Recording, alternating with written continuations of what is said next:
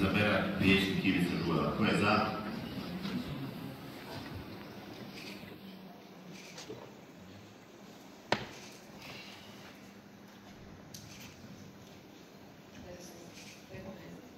Za. Ko je protiv?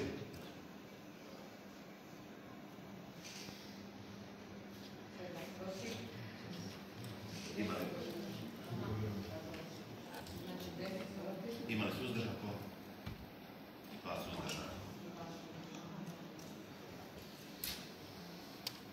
Konstatiram da je temeljem glasovanja gospodin Ivica Žulela izabran za predsjednika gradskog vijeća s 15 glasova, odnosno većinom.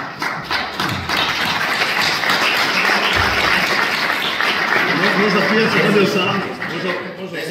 10 vijećnika bilo je protiv, a 2 vijećnika su bila suzdržana. Čestitam predsjedniku gradskog vijeća na izboru, te utvrđujem da je temeljem članka 32 Zakona o lokalnoj i područnoj i regionalnoj samoupravi i članka 18 stavka 1 Poslovnika gradskog vijeća grada Zadra izbornog predsjednika gradskog vijeća grada Zadra konstituirao, te ovim putem izabranog predsjednika pozivam da preuzme predsjedavanje sjednicom. Kolega Žulela.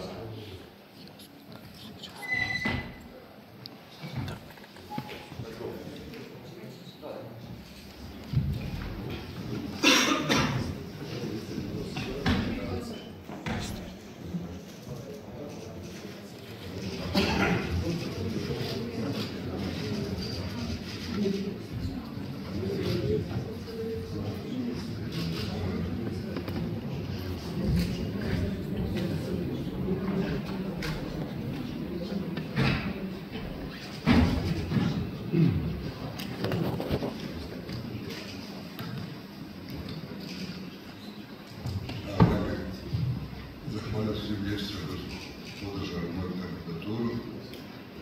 Iako je određen gorak okus u ustima, najveći bilo u pobjedu, ali ako smo se već uhvatili ovog posla, onda se moramo suočiti sa odgovornošću koju taj posao nosi. Sutra koji se posao radi, svaki posao ima svoje vreme. Ovo je očito vreme nas vijećnika da u velikoj mjeri odlučujemo o sudbini ljudi koji žive u ovom gradu. Od starta mislim da destrukcija nije opcija,